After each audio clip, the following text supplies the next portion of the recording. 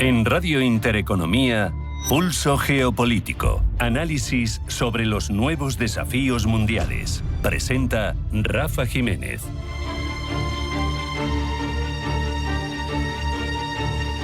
Bienvenidos a Pulso Geopolítico. Mientras digerimos todavía la escenografía, los gestos, lo que se sacó en claro y lo que no, los silencios, las ambigüedades calculadas de esa visita de Donald Trump a Pekín, mientras seguimos haciendo balance de qué se puede extraer para las relaciones internacionales de esa importante visita, apenas se ha cerrado el capítulo y ya se anuncia el siguiente.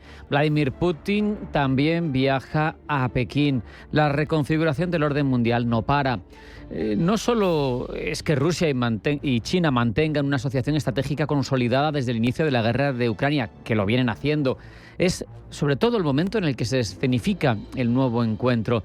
La rápida visita de Putin, apenas concluida la de Donald Trump, lanza un mensaje que parece va más allá de la bilateralidad sino-rusa.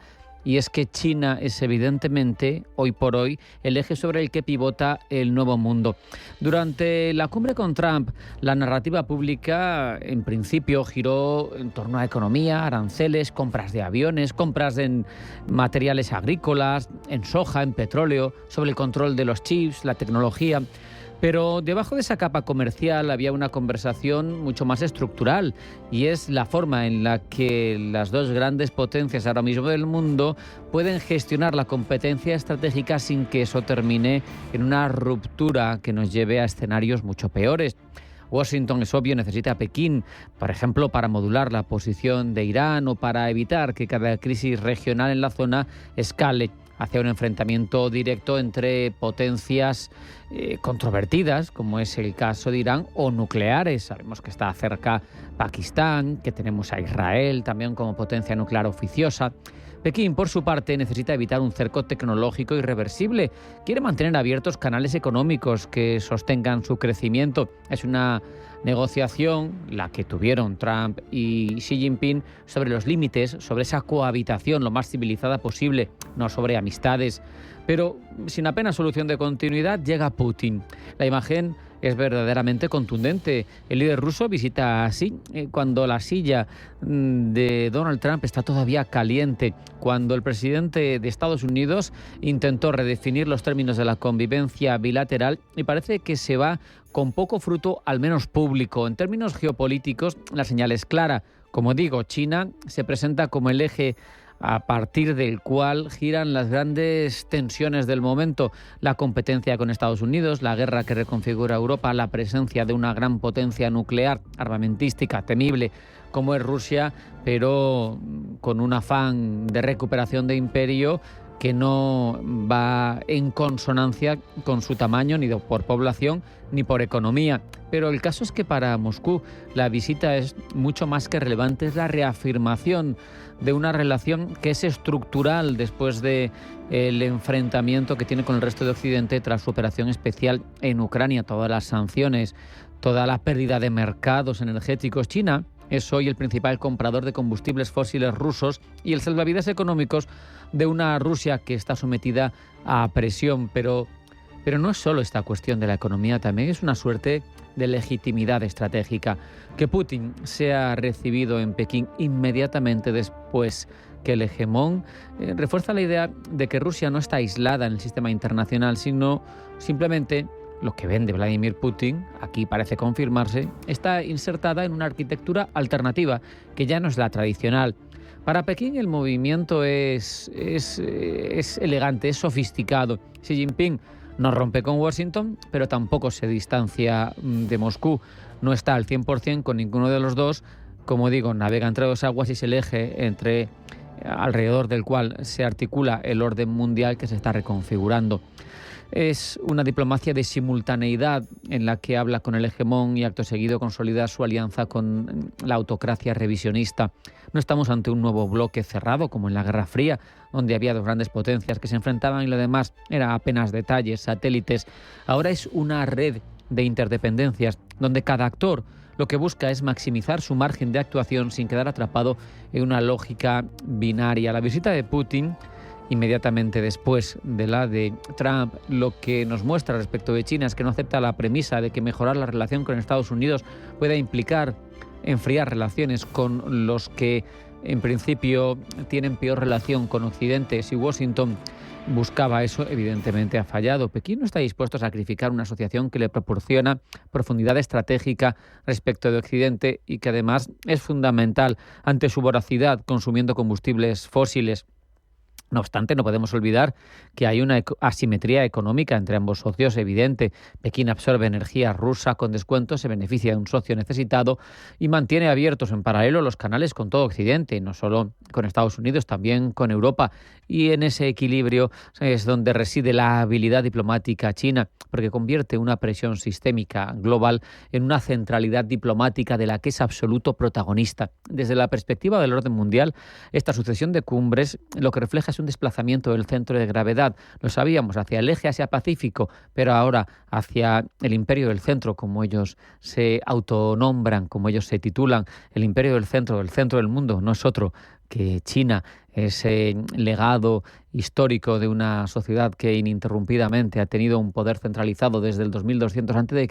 y que ahora con otro nombre, no emperador, sí presidente, secretario general del Partido Comunista Chino, sigue en las mismas, sigue ejerciendo un poder cuasi omnímodo en su país y que ahora mismo, como vemos, es protagonista en el orden mundial. El eje decisivo pasa por Pekín. Estados Unidos necesita gestionar su rivalidad con China. Rusia necesita consolidar su alianza con China.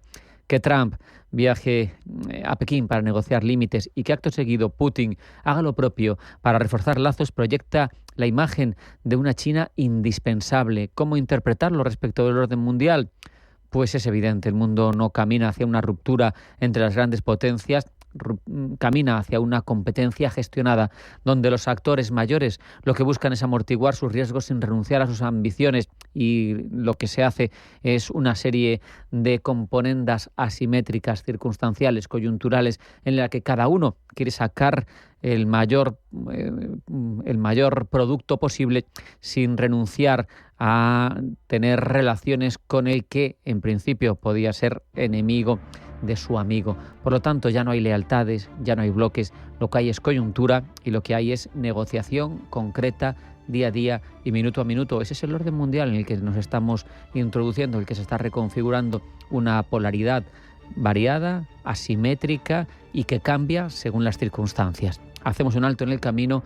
A la vuelta, información geopolítica que elabora Blanca del Tronco. No se vayan porque sigue Pulso Geopolítico.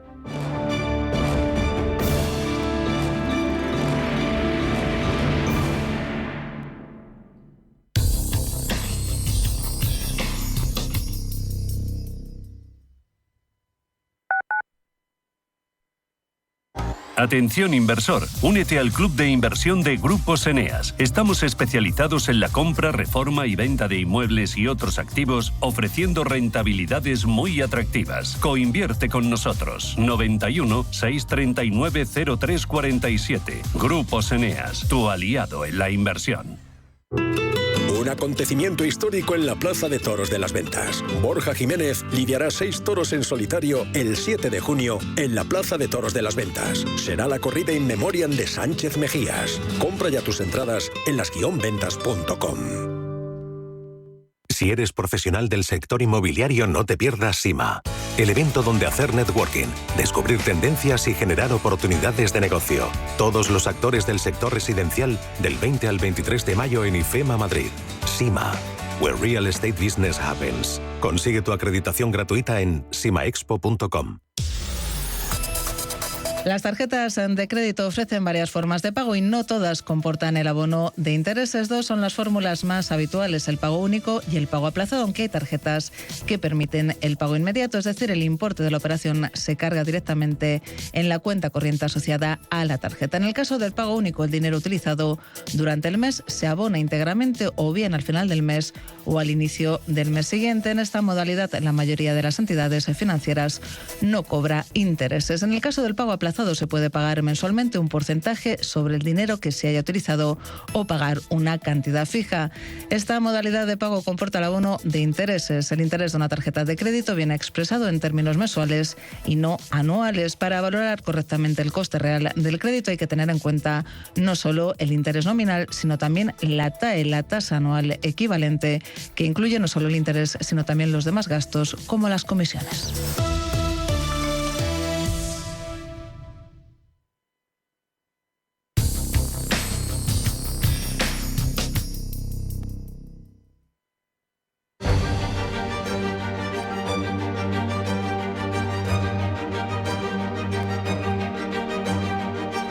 En Radio Intereconomía, Pulso Geopolítico.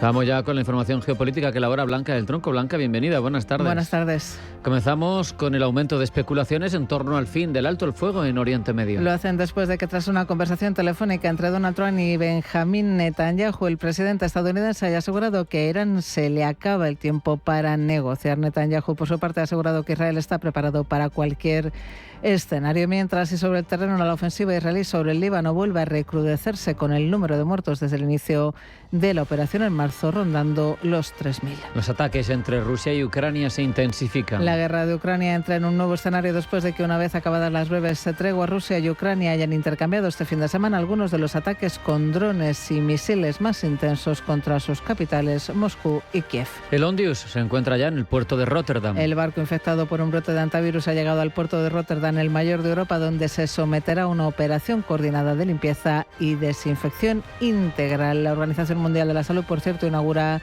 su 79 Asamblea Anual con la participación de ministros y expertos de sus Estados miembros, que se celebra tras el brote del antivirus registrado en el Ondius. África refuerza sus controles tras el nuevo brote de ébola. Los países africanos refuerzan los controles sanitarios tras la declaración de emergencia internacional por parte de la Organización Mundial de la Salud ante el nuevo brote de ébola en el este de la República Democrática del Congo, que ya ha causado 88 muertos. Desde Australia aseguran que sus autoridades trabajarán con socios internacionales en la respuesta a este brote de ébola. Un nuevo barco con ayuda humanitaria llega a La Habana. Barco procedente de México y que arribará este lunes a La Habana en medio de una grave crisis de apagones por el bloqueo petrolero de Estados Unidos y las tensiones con Washington, que han llevado al gobierno cubano a repartir información sobre qué hacer en caso de un eventual ataque. En Radio Intereconomía, Pulso Geopolítico. Presenta Rafa Jiménez. Entramos ya en materia, profundizamos en toda esta información geopolítica, Blanca. Reunión hoy y mañana de los ministros de Finanzas del G7 en París en uno de los momentos de mayor tensión económica global de los últimos años. La guerra con Irán y el bloqueo al estrecho de Hormuz dominan una agenda que mezcla energía, inflación y geopolítica. Rubén Gil.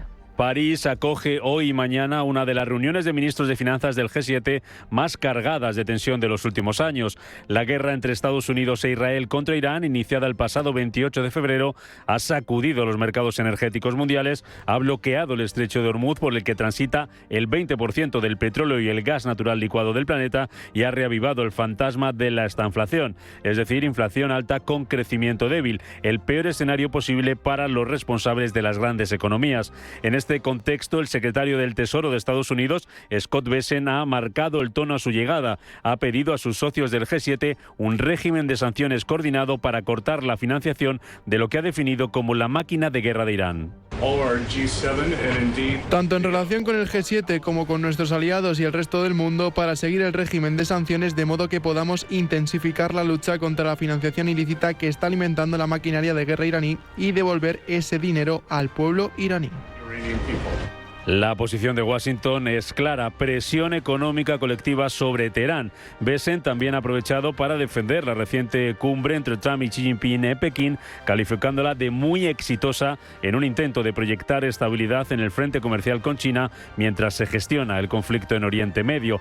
Desde Bruselas, el comisario europeo de Economía, Valdis Dombrovskis, ha llevado a París el mensaje de alarma europeo. Ha advertido del riesgo de un shock de estanflación sustancial si el conflicto y el bloqueo del estrecho no se resuelven pronto, y ha subrayado que la desescalada es urgente.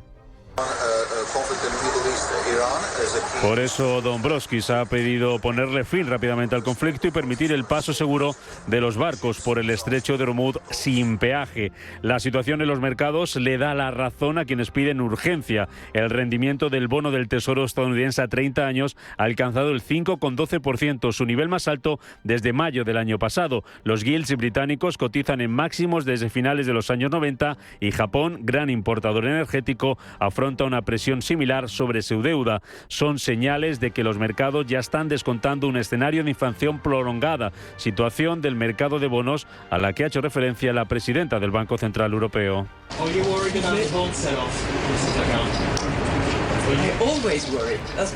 Quien a la pregunta de si está preocupada por lo que sucede en el mercado de bonos ha asegurado estar siempre preocupada. Es, ha dicho, mi trabajo. Más allá del conflicto con Irán, la agenda tiene otros frentes abiertos. La dependencia occidental de las tierras raras chinas, imprescindibles para la inteligencia artificial, los vehículos eléctricos y la industria de defensa, es otro de los grandes temas. China controla entre el 85 y el 90% de la capacidad mundial de procesamiento de estos minerales y Pekín ya ha demostrado que está dispuesta a usarlos como palanca geopolítica. El G7 trabaja en un plan de cadena de suministro alternativo e incluso se baraja la creación de una Secretaría Permanente de Coordinación en materias primas, posiblemente alojada en la OCDE o en la Agencia Internacional de la Energía, ambas con sede en París. El anfitrión, el ministro francés Roland Lescure, ha resumido el espíritu de la cita.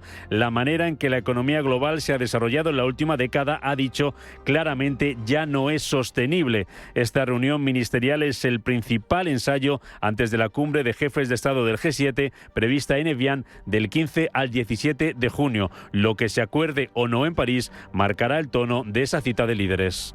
Los ministros de Finanzas del G7 miran, como vemos, a Irán. Pues bien, las negociaciones de paz entre Irán y Estados Unidos continúan, aunque entre propuestas y contrapropuestas que dejan en evidencia lo alejadas que siguen las posiciones de ambas partes. Teherán ha confirmado hoy que el proceso sigue adelante a través de la mediación de Pakistán, con intercambio directo entre los gobiernos de ambos países. Estados Unidos, entre tanto, acabamos de conocer, acordó en un nuevo texto enviado a Irán levantar temporalmente las sanciones al petróleo. Según una fuente cercana al equipo negociador, las sanciones se detendrían mediante una exención de la Oficina de Control de Activos Extranjeros de Estados Unidos mientras se llevan a cabo las discusiones sobre el fin de la guerra. A pesar de todo esto, como decimos, las posiciones siguen muy alejadas. Gemma González. El camino hasta aquí no ha sido sencillo. Tras el inicio del conflicto el pasado 28 de febrero, las conversaciones arrancaron con una propuesta iraní de 14 puntos que Trump rechazó públicamente el 10 de abril. Washington respondió con sus propias condiciones, que Teherán revisó en los últimos días y a las que ha contestado con una nueva propuesta entregada al ministro del Interior pakistaní, Mohsin Naqvi, para que la haga llegar a Estados Unidos. Las distancias entre ambas partes son enormes. Según la agencia iraní Fars, Washington exige a Teherán la entrega de 440 kilos de uranio enriquecido al 60%, mantener una sola instalación nuclear activa y no abonar compensaciones de guerra. Además, se niega a desbloquear más del 25% de los activos iraníes congelados en el exterior. Irán, por su parte, reclama el fin de la guerra en todos los frentes, incluido el Líbano, el levantamiento íntegro de las sanciones, la devolución de todos sus activos, compensaciones de guerra y el reconocimiento de su soberanía sobre el estrecho de Hormuz. Desde Irán se muestran además tajantes al asegurar que el enriquecimiento de uranio no es algo sobre lo que estén dispuestos a negociar o a transigir, y el tiempo apremia. El director ejecutivo de la Agencia Internacional de la Energía, Fatih Birol, advierte de que las reservas mundiales de petróleo se están agotando a un ritmo acelerado y que solo quedan unas pocas semanas de margen, consecuencia directa de la guerra y del cierre del estrecho de Hormuz, por el que transita el 20% del crudo mundial. Un escenario de máxima presión que, sin embargo, no ha suavizado la retórica de Trump, quien ha vuelto a advertir a Irán que será mejor que se mueva rápido o no quedará nada de ellos. Y mañana Vladimir Putin llegará a China solo 4 días después de la visita de Trump al gigante asiático. Esto podría no ser una coincidencia. Pekín está tratando de fortalecer relaciones bilaterales con dos potencias enfrentadas al mismo tiempo. Y los acuerdos que alcanza con ambos giran en torno a un problema similar, la seguridad energética. Pablo Llanone. El viaje de Putin tendrá lugar entre el 19 y el 20 de mayo y coincide con el 25 aniversario de la firma del Tratado de Buena Vecindad, Amistad y Cooperación, fundamental para las relaciones entre ambos países. Se desconoce cuáles van a ser los temas a tratar en esta nueva visita, pero según el medio Russia Today se abordarán tanto cuestiones bilaterales como asuntos regionales de interés común. Por lo pronto es de esperar que el comercio sea un tema central. Ya ha alcanzado niveles récord desde el año 2022, momento en el que Rusia comenzó su invasión a Ucrania. Esto ha llevado a líderes occidentales a sugerir que Pekín financia indirectamente el conflicto que asola al este europeo. Según datos recopilados por el Centro de Investigación sobre Energía y Aire Limpio, Pekín ha comprado ya más de 367.000 millones de dólares en combustibles fósiles rusos desde el inicio de la invasión a gran escala. Esto revela algo claro: la seguridad energética de China está directamente vinculada con la guerra en Ucrania. La primera financia la segunda, y esto podría ir a más. La visita de Putin a China tiene lugar en medio de la guerra de Irán, que ha reducido drásticamente el flujo de petróleo a través de Hormuz, afectando gravemente a la seguridad energética del gigante asiático. Cuando la semana pasada Trump se reunió con Xi, Pekín mostró disposición a comprar crudo estadounidense, una manera de sustituir a un proveedor atravesado por sanciones como es el país persa. En su intento de dar a su amplia demanda lo que necesita, Pekín podría aumentar sus compras de petróleo a Rusia, llegando a nuevos acuerdos que podríamos ver esta semana. Esto significa que en solo 7 días, China ha llegado a acuerdos claves para su economía con las dos potencias enfrentadas en la Guerra Fría. La imagen no es poco significativa. Hace solo 4 días, Xi habló con Trump de tú a tú, le advirtió del problema de Tucídides y le invitó a cooperar por el bien mundial. Ahora se reúne con uno de los principales rivales de Occidente, con el que tiene una relación de complicidad histórica. Parecen dos realidades poco compatibles, pero China quiere convertir lo contradictorio en apariencia, en posible, en neutralidad, en seña de identidad, en diálogo.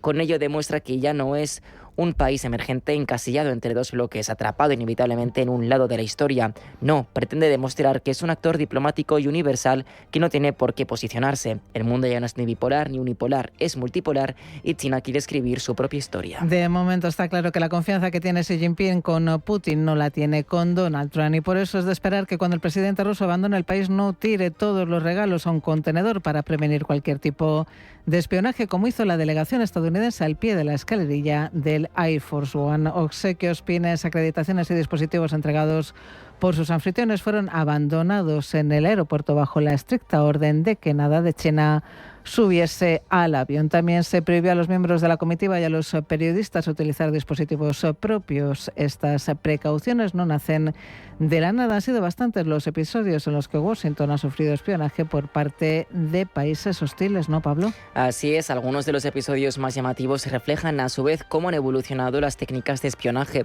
El primer capítulo tuvo lugar en el año 1945, nada más finalizar la Segunda Guerra Mundial. En agosto de ese mismo año, un coro infantil de la Unión Soviética acudió a la embajada estadounidense en Moscú. Su objetivo era tan inocente que parecía ya sospechoso. Cantaron el himno de Estados Unidos con una voz angelical que debía sonar algo así.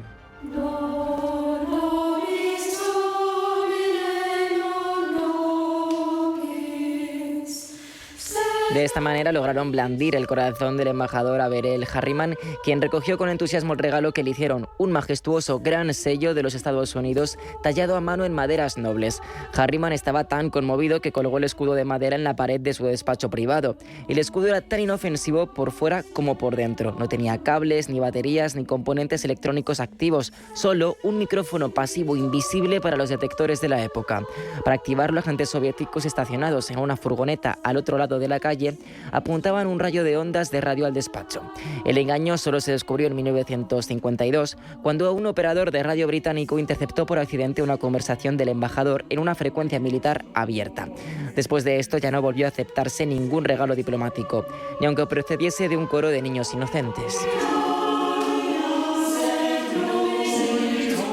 Así pues, la paranoia se convirtió en la norma. Solo con mucha creatividad se podían burlar los protocolos del país adversario. La Unión Soviética era bastante buena en esto.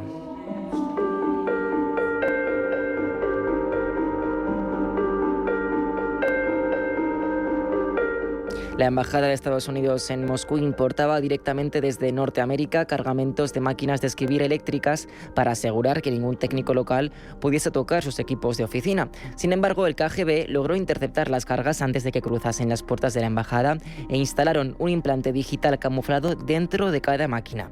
El mecanismo medía los cambios magnéticos generados por el movimiento de la bola de tipos cada vez que alguien pulsaba una tecla. Cada informe clasificado, cada queja diplomática, cada lista de sospechosos se transmitía mediante ráfagas de radio ultracortas a los receptores ocultos en los gruesos muros del edificio. Durante casi 8 años, el Politburó soviético leyó los informes estadounidenses antes incluso de que fuesen encriptados y enviados a Washington. Todo esto en una operación bautizada como Proyecto Gunman, que solo salió a la luz gracias a la delegación de un espía aliado en 1984. Con el cambio de siglo, la inteligencia moderna perfeccionó el espionaje a través de maquetas navales, tazas de porcelana fina y placas conmemorativas. Los regalos modernos entregados a las comitivas estadounidenses esconden chips parásitos inalámbricos, fabricados con resinas especiales imposibles de detectar por rayos X convencionales. Estos chips permanecen inactivos hasta que el funcionario regresa a su oficina en el Pentágono o en una base naval. Una vez allí, ese recuerdo aparentemente inocente despierta silenciosamente e intenta emparejarse vía Bluetooth o Wi-Fi con las redes locales para inyectar malware de ráfaga rápida o escanear datos de dispositivos cercanos. Por esto, Estados Unidos ya no acepta ningún regalo de China. Lógico, sabiendo que detrás de su prometedora cooperación hay una hostilidad innegable. Pero esto no quiere decir que el espionaje se limite a controlar al enemigo. También ha habido episodios llamativos de países socios que quieren tenerse bien controlados.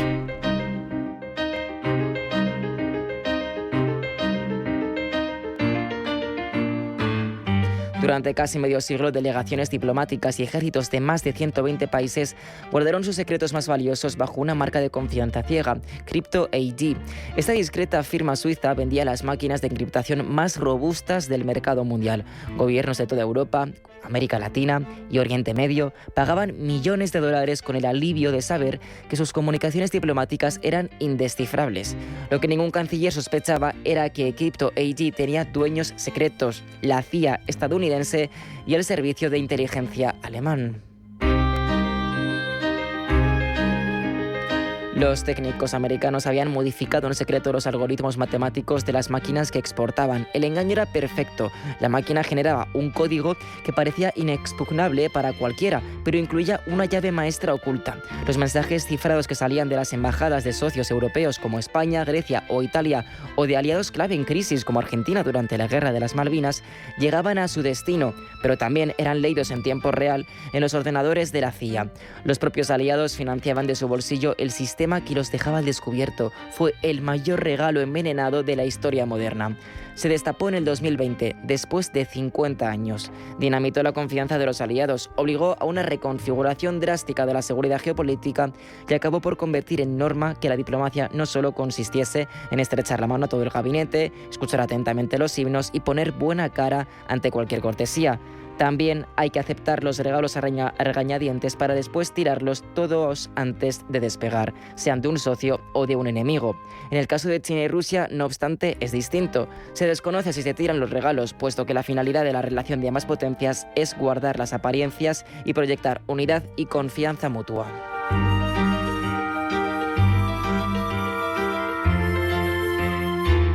Radio Intereconomía. España va a ser el país más longevo del mundo. La cuestión es cómo vamos a vivir esos años de más. No nos vamos a conformar solo con cumplir años, queremos vivirlos al máximo. Y para eso, Asisa presenta Bienvejecer. Cuidarse hoy para vivir mejor mañana. Descúbrelo en bienvejecer.es. Asisa, mejor así. Empresa colaboradora de Teatro Real cerca de ti. Vuelve Conexión Valladolid en su edición más internacional hasta la fecha. Bomba Estéreo, La Moda, Molotov celebrando 30 años, Kate Ryan 25 aniversario, Lia Kali, Pig Noise, Walls, Samurai, Sanguijuelas del Guadiana, Paula Matthews y mucho más. 26, 27 y 28 de junio. Últimas entradas y abonos en conexiónvalladolid.es. Y si eres cliente de Caja Rural de Zamora, tendrás un fantástico descuento. Estate atento a tu email. Conexión Valladolid. Todo está conectado. Los nuevos conceptos energéticos son ya un presente. Por ello, en Radio Intereconomía nos sumamos cada semana a I Más Verde, un programa sostenible y eficiente, productivo e innovador en el que analizamos etiquetas tan conocidas como eco, cero, bajas emisiones, descarbonización o renovables. Recíclate cada martes de 10 a 11 de la noche en Radio Intereconomía con José Luis Pichardo y descubre el futuro más verde. En Radio Intereconomía te acompañamos donde tú quieras. Sintonízanos en directo a través de la radio, nuestra web, aplicación móvil o canal de YouTube. Si lo prefieres, también puedes encontrarnos en diferido a través de iVoox, Apple Podcast, Spotify y todas las plataformas de podcast. La mejor información económica en cualquier momento y desde cualquier lugar. Radio Intereconomía, siempre contigo.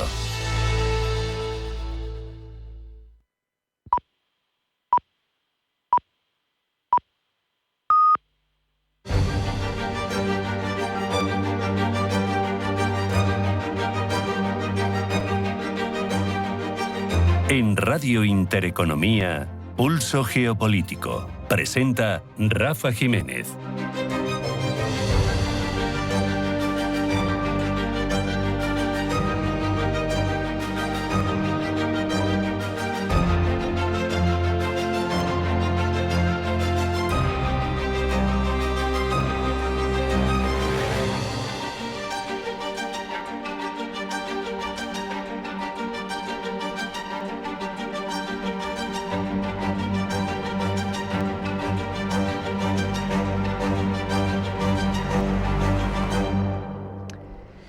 La visita de Donald Trump a Pekín ha sido mucho más que una cita bilateral. Hemos hablado mucho de ella y más que vamos a hacer ahora. Ha sido un termómetro del equilibrio global entre Washington y China en un momento de tensiones acumuladas, con muchas cuestiones sobre la mesa: aranceles, tecnología, Taiwán, Irán, competencia estratégica. Cuestiones que se entrelazan en una cumbre que puede marcar el tono de la próxima década.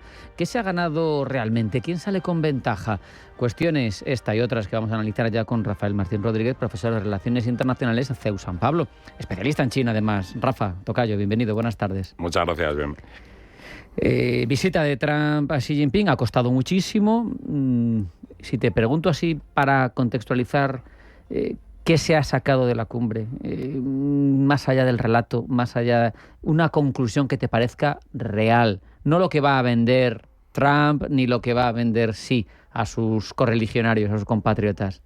Lo primero que se ha sacado es una imagen de un Xi Jinping puesto a la misma altura que Estados Unidos, que eso era algo que siempre la diplomacia china llevaba buscando. Desde la anterior visita en el 2017 las cosas han cambiado mucho. Podemos decir que China tiene la sartén por el mango en muchísimas cuestiones y entonces lo que ha quedado es una imagen incluso diría que sí por encima de Trump, ¿no? Porque realmente al final Trump no ha conseguido llevarse ninguna de las firmas que está vendiendo, como tú bien decías, ¿no? a sus votantes, las cuestiones agrícolas, etcétera, ¿no? Sí, y ha conseguido, digamos, que si Trump no ha querido pronunciarse sobre el tema de Taiwán, que yo creo que ahí está el meollo de la cuestión para China, al menos sí ha obtenido un silencio que puede interpretarse como una futura neutralidad, que es lo que realmente China está buscando. A mí esto es interpretable, pero me parece muy llamativo la forma en la que Trump se dirigía a Xi Jinping. Trump, siento que suena crítica, que lo es, pero me parece que es avasallador con quien está por debajo, pero fue tremendamente humilde, tremendamente dócil, ensalzando a su anfitrión. Fue extrañamente amable y yo creo que eso es buen síntoma de lo que tú estás mencionando. Sí, exactamente. Fue tremendamente complaciente, ¿no? Todas estas declaraciones de es un gran amigo mío, es una gran persona, es un gran líder, etcétera, etcétera, ¿no? Esto es algo que evidentemente ensalza a Xi Jinping delante de su población, pero evidentemente uno supone que es que lo que tiene en su cabeza es conseguir una serie de acuerdos y a cambio de vender cosas muchísimo más importantes realmente, ¿no? Entonces, yo creo que esto es lo que ha llamado la atención, porque la diplomacia internacional se ha quedado un poco de cruces al ver un poco esta situación que yo creo que pone a Estados Unidos por debajo completamente en cuanto a China. Tú que conoces bien China, mientras Trump, sin firmas, hablaba de acuerdos comerciales fantásticos y de una relación fantástica, Pekín no era hostil ni mucho menos, pero era mucho más prudente en su comunicación. ¿Esa simetría es deliberada en lo narrativo? ¿Es una diferencia real en cómo lo interpretan profunda o es simplemente estilo diplomático? Que sabemos que el estilo diplomático chino es muy peculiar. Sí, ellos, mira, en la mentalidad china nunca dan una cosa por sentada hasta que no ha habido, digamos, una serie de movimientos. Entonces ellos, por ejemplo, van a mirar con lupa, y de hecho Xi Jinping ha sido muy claro con eso, en la venta de armas a Taiwán, que eso era algo que el propio Trump ha parado, y que ahora tiene que discutir, y que Trump quiere hablarlo con el primer ministro taiwanés. Y yo creo que ahí es donde está el tema. Por eso realmente no han querido cerrar ningún acuerdo. Pero al contrario que la diplomacia, sobre todo de Trump, que es muy exuberante y siempre con grandes gestos, palabras, declaraciones, etcétera, ¿no? La diplomacia china generalmente es mucho más cauta. Hay una programación a largo tiempo, a 30, 40, 50 años, ¿no? Y no se da nada por sentado. Y cuando realmente llega esa firma del acuerdo, generalmente suele llegar por sorpresa. Por lo tanto, tienes que interpretar hacia dónde van esos gestos de Pekín. Hay una proyección a largo plazo y además hay una cosa importante, es que mientras Trump intenta contentar a un electorado, Xi Jinping esto no lo necesita. Por lo tanto, los tiempos con los que juega son diversos.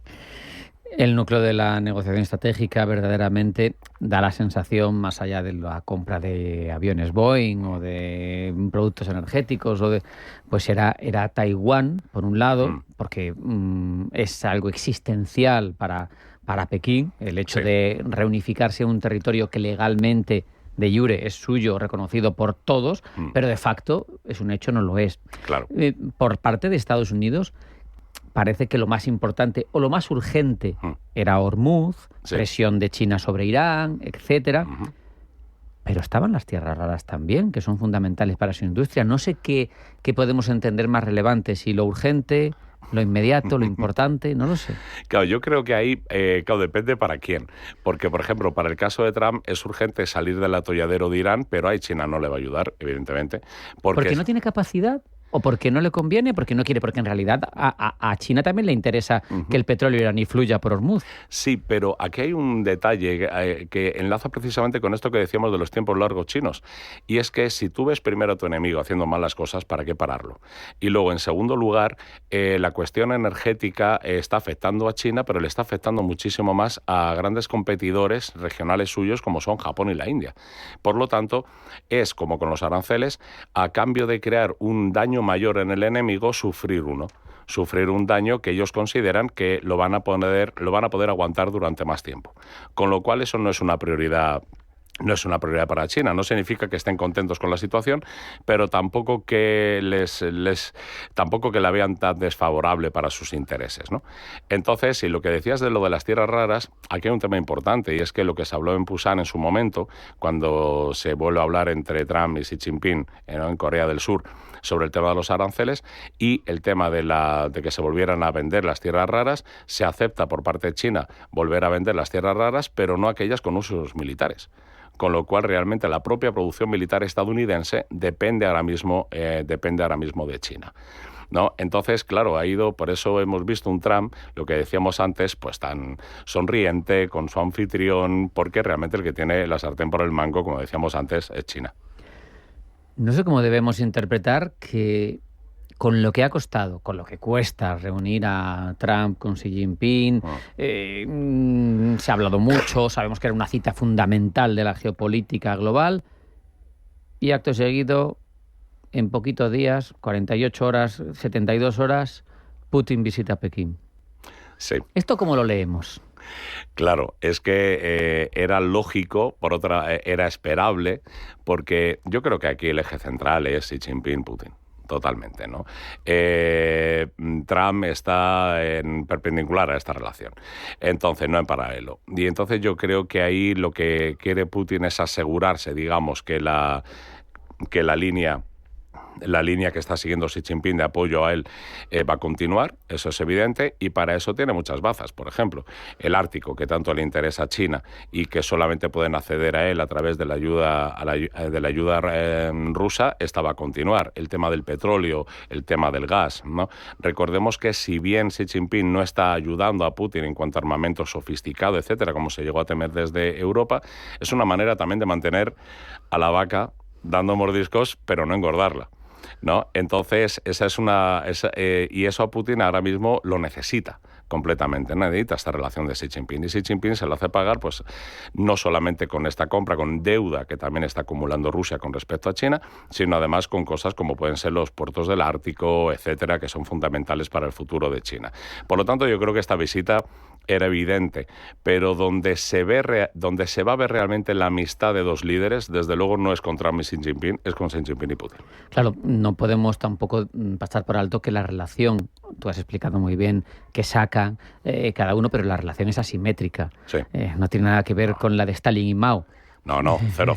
Claro, no ya por los líderes, sino me refiero por la situación de cada uno de los países, claro. ¿No? Ahora mismo, le guste o no le guste al Kremlin con sus afanes imperialistas, sí. El hecho es que el pequeño es Rusia, sí, y el grande es China. Sí. No obstante, a mí también lo que me deja claro es que el eje del orden mundial que se está reconfigurando es el imperio del medio, justamente es el medio, es sí. Verdad, como ellos se autointitulan, sí.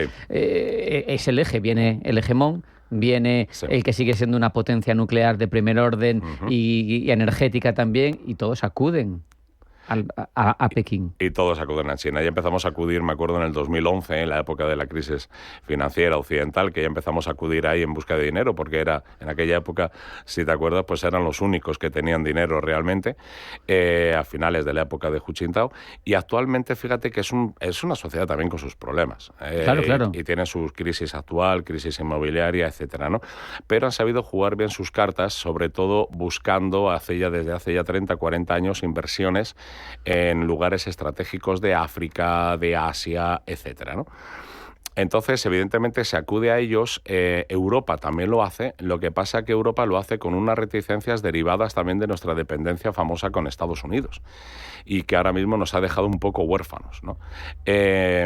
Pero evidentemente es el hegemón ahora mismo en Asia y aspira a ser el hegemón mundial.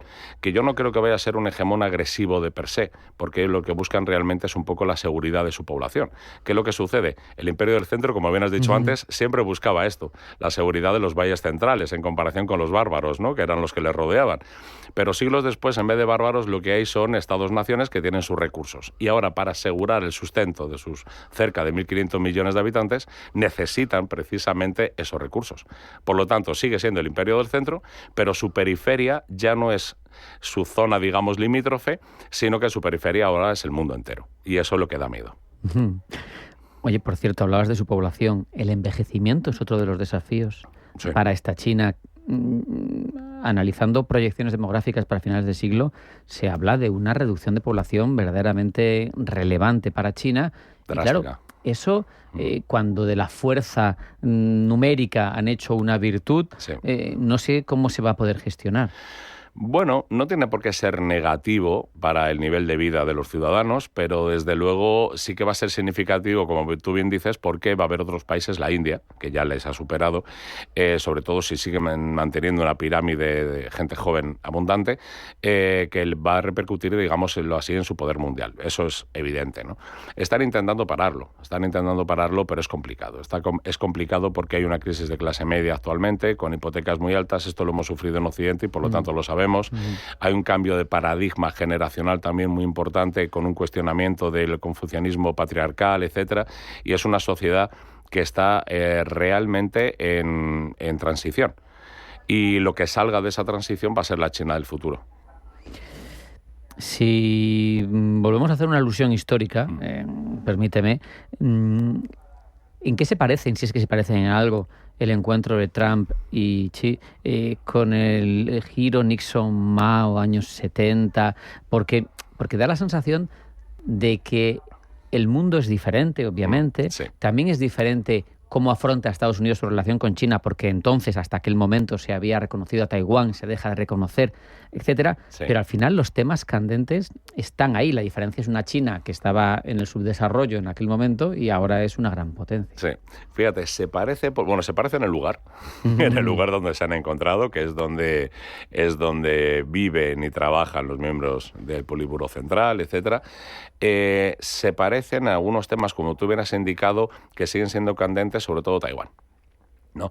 Ese sigue siendo un tema importante.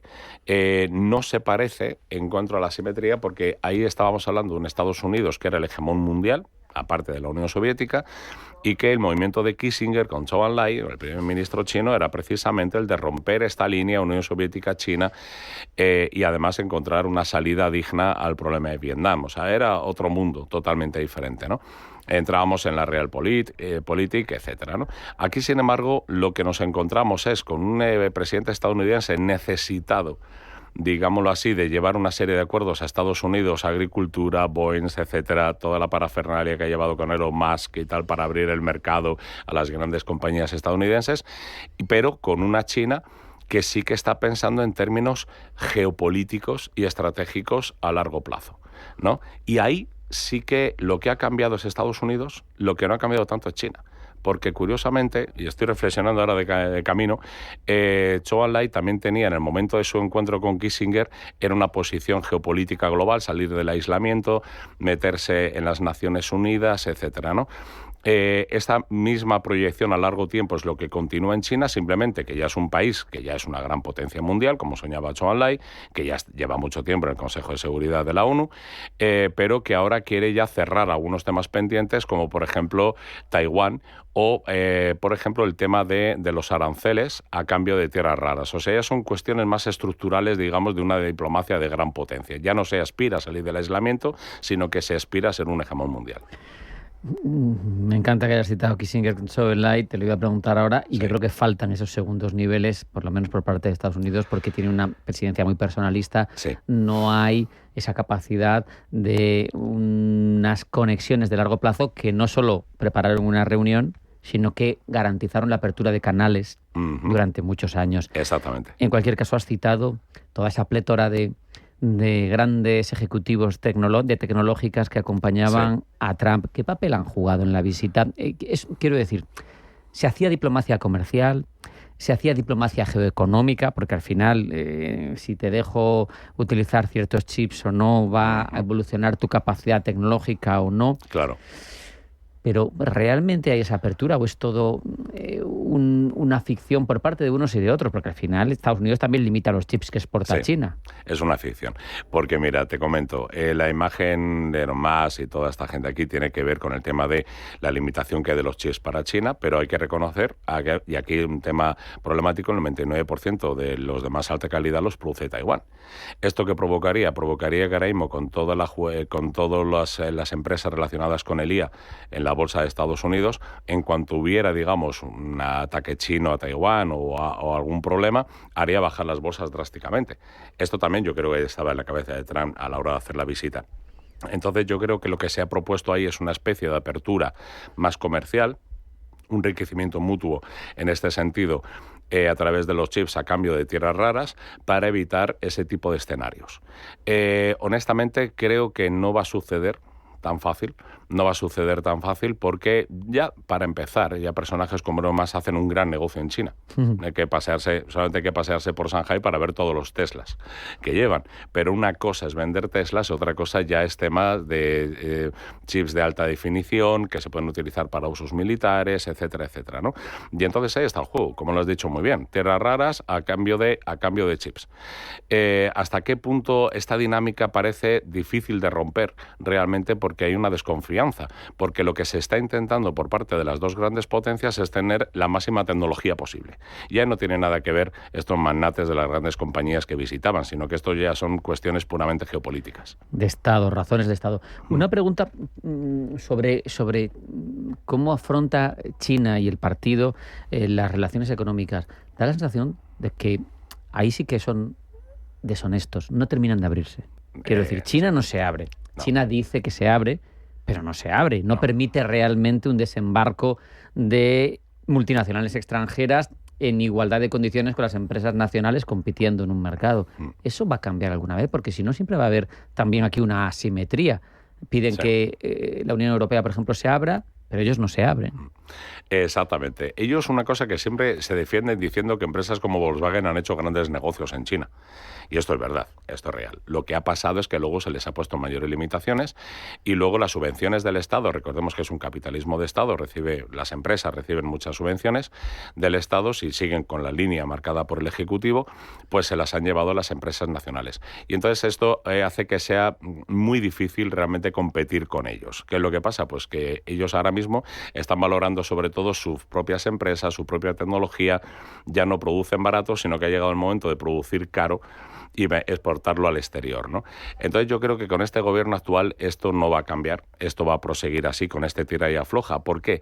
Porque saben que tienen elementos como las tierras raras y otros elementos de presión muy importantes sobre otros países para que otros países acepten esto. Pero volvemos a lo mismo, mientras no terminen de abrirse, entonces es muy difícil llegar a una relación que sea asimétrica, ¿no? Ahí yo lo que creo es que va a cambiar progresivamente, pero no en estos años, sino en los próximos años. Pero siempre y cuando ellos sepan que tienen la cobertura suficiente como para seguir vendiéndonos sus productos, porque recordemos que también nosotros les estamos poniendo aranceles a ellos. Esto se trata, yo creo, de llegar a un acuerdo firme con ellos, y el mejor ejemplo es el acuerdo que no se firmó, y esta vez no se firmó por parte europea, el acuerdo de inversiones que se iba a firmar entre China y la Unión Europea justo en la llegada de Biden. No se firma por una retirada europea, era un buen acuerdo, tanto para China como para Europa, precisamente para solucionar este tema de las inversiones. Y lo que hay que hacer es sentarse con China, ya no digo en plan global, sino región por región, país por país, para conseguir este tipo de cosas. Ya que hablas de Europa desde la perspectiva europea, que somos convidados de piedra a todo esto, no somos ni Putin ni Trump, y sin embargo también se está dirimiendo nuestro mundo en esos encuentros. ¿Qué lectura tenemos que hacer de estas cumbres? ¿Nos beneficia esa distensión entre Washington y Pekín? ¿Nos deja más periféricos? Porque al final Estados Unidos no nos presta tanta atención. China, bueno, pues sí, le interesa vender, pero si somos reticentes y no firmamos con ellos acuerdos, ¿en qué punto estamos la Unión Europea respecto de China? Estamos muy perdidos. Que hay una concepción en China de que necesitamos, en Europa, de que necesitamos entendernos con China, pero al mismo tiempo no sabemos cómo acercarnos. Pero China también. Yo recibí hace 2 semanas a una delegación del Instituto de Ciencias Sociales de Pekín, le recibimos en el Liceo San Pablo, y precisamente lo que nos comentaban, lo que nos preguntaban, era en qué fallaban con Europa, cómo se podrían acercar a nosotros. Y entonces nosotros le decíamos cosas como, por ejemplo, el tema de que su mercado no se abre lo suficiente, etcétera, etcétera, ¿no? Todo ese tipo de cuestiones poníamos sobre la mesa. Entonces ellos también andan un poco perdidos con Europa. Es decir, Europa tiene que darse cuenta de que somos una enorme cantidad de población consumidora, por lo tanto nos necesitan en ese sentido, y esa es la baza que nosotros tenemos que poner encima. Estamos de acuerdo en que no somos una región independiente, necesitamos energía, necesitamos tierras raras, apenas las tenemos que salir fuera a buscarlas, pero tenemos el consumidor medio. El consumidor, que es lo que a ellos realmente les interesa. Y este también es un elemento de fuerza ante ellos. Por eso ellos también se quieren acercar a Europa. ¿Qué es lo que sucede? Hay muchos cambios, muchos virajes en la política europea. Dependemos de 27 opiniones, de 27 presidentes y primeros ministros. Y entonces esto es lo que hace que una imagen... es un poco volviendo otra vez a Kissinger, a la figura de Kissinger, cuando decía, ¿y si yo llamo a Europa, con quién hablo? Pues seguimos un poco en esa situación. Tenemos que dirimir nuestros problemas internos y ponernos a hablar con ellos seriamente. Pero yo, honestamente, soy positivo. Creo que es factible. ¿Crees que aquí igual no se habla mucho, porque tampoco las sutilezas del sistema de gobierno chino creo que se ahonda demasiado, pero los cambios que ha cometido Xi Jinping en cuanto a prolongación de mandatos, a tiempo en el poder, ¿crees que cambian mucho en cuanto a la China del futuro? Porque ellos tenían un sistema bastante equilibrado en el que su gerontocracia iba asumiendo unos ciertos relevos, pero a mí me parece que cualitativamente lo que ha hecho Xi es tremendo. No sé si bueno o malo para Europa, no sé si bueno o malo para China, pero cambia cosas. Cambia mucho. Y mira, es que Xi Jinping pertenece a una generación, que fue la generación que en su época de socialización vivió la revolución cultural, ¿no? Entonces es una generación, digamos, con un fuerte mesianismo que busca, digamos, a un líder y que choca precisamente con las generaciones más jóvenes que son más independientes, etcétera. Entonces había, para el oyente que no lo sepa, pues había una división dentro de la política china que eran populistas y elitistas, ¿no? Generalmente iban turnándose en el poder. El siguiente que tenía que haber sustituido a Xi Jinping hubiera sido Li Keqiang, ¿no? Que ya falleció. Li Keqiang era un populista y mientras que Xi Jinping era un elitista. Por lo tanto, había una especie de como compensación un poco al estilo etapa de España Cánovas del Castillo, ¿no? Un poco liberales conservadores que se iban turnando en el poder. Y esto daba cierta estabilidad al sistema.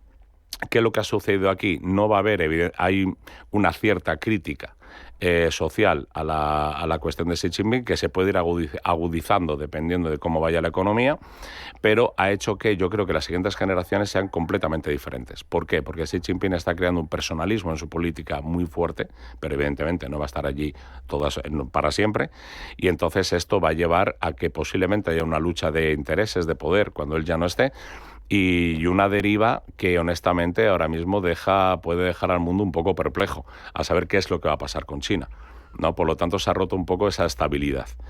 No creo que vaya a pasar nada grave, creo que vamos a volver otra vez al sistema anterior porque no se está viendo a nadie detrás de él, digamos, con la capacidad, con el carisma como para sustituirle.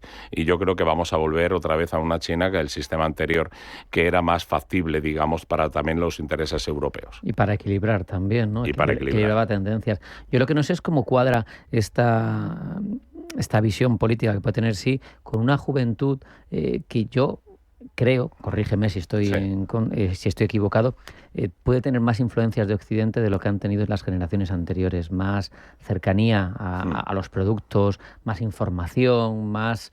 Entonces, claro, ahí hay una tensión estructural en la sociedad. Totalmente de acuerdo. Mira, hay una juventud ahora mismo, que a mí me encantan, por cierto, adoro la generación Z china, me parece estupenda, y la generación anterior también, que es una generación que ya se olvidó del simple cuenco de arroz, ¿no? Y es una generación que podría en algún momento cuestionar esa deuda que crea Deng Xiaoping en el momento de la apertura de China, que es a cambio de que no falle la economía y cada vez te vaya mejor, económicamente hablando, no se cuestionan los temas políticos. Bien, es una generación más individualista que cuestiona mucho, como ya he dicho antes, los conceptos confucianos del paternalismo, etcétera, que viaja mucho, que tiene interés por el mundo, cuidado, patriótica, nacionalista también, ama muchísimo su país, pero hay una cosa que me gusta mucho de ellos, y es que cada vez más es un nacionalismo cada vez menos victimista. No, es el nacionalismo victimista de las generaciones anteriores era muy peligroso, siempre recordando los 100 años de humillaciones, etcétera, ¿no? Digamos, tienen ganas de conocer el mundo, tienen ganas de expresarse y aman su país, pero sin ese victimismo que caracterizó a las generaciones anteriores, con lo cual ahí yo creo que va a haber cambios muy positivos. Se nos acaba el tiempo, pero hay suficiente para preguntarte, volviendo al tema inicial. ¿Qué vamos a ver en el resto, por lo menos ya que Xi Jinping no tiene más que la biología como límite? Sí. Recordemos los 150 años de aquella conversación con Vladimir Putin, pero el mandato de Trump en principio va a terminar, se supone que no puede ser reelegido. ¿Vamos a ver más sintonía entre Estados Unidos y China o esto es todo coyuntural, lo que hemos visto estos días? Yo creo que va a haber más sintonía, pero va a haber más sintonía cuando se haya solucionado el tema de Taiwán. Es el gran escollo para ellos, totalmente. Te voy a decir una cosa, fíjate, te respondo con una cosa bastante interesante. El Instituto de Chongyang de la Universidad de Yemen-Tasue sacó un informe que decía «Gracias Trump». Gracias Trump, y es un informe bastante serio, porque le daba las gracias por dividir a la sociedad estadounidense, por acelerar la decadencia de Estados Unidos, porque esto beneficiaba a China. China no quiere llevarse mal con Estados Unidos, pero necesita tener unos Estados Unidos más por debajo que ellos, y por eso les queda también Trump. Pues con esa reflexión nos vamos a quedar. Rafael Martín Rodríguez, profesor de CEU San Pablo, muchísimas gracias, un fuerte abrazo y hasta la próxima. Muchas gracias. Hasta aquí esta edición de Pulso Geopolítico. Sean felices, pasen buena tarde y mañana más. Esto es Pulso Geopolítico. Hasta mañana.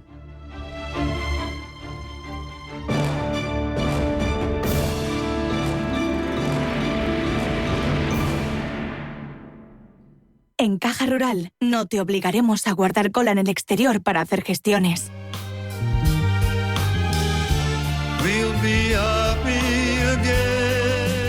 Porque te atendemos cada vez con más oficinas y más personas, con cercanía, eficacia, profesionalidad y compromiso con nuestra tierra. Caja Rural de Zamora. Gente como tú. Conquista cada camino, renueva cada viaje. European Privilege te ofrece un método exclusivo de alquiler de coches premium a 6 meses con hasta 20.000 kilómetros, sin avales y con hasta el 100% del gasto desgravable. Diseño, tecnología y potencia para cada viaje. Siente la libertad al volante de los grandes iconos del automovilismo. European Privilege. Elige tu marca. Conduce diferente. Hola, soy Susana Criado y presento Capital Intereconomía en Radio Intereconomía. Porque la información económica solo tiene un camino, el del rigor y la seriedad. Di que nos escuchas. Desde las 7 de la mañana en Radio Intereconomía.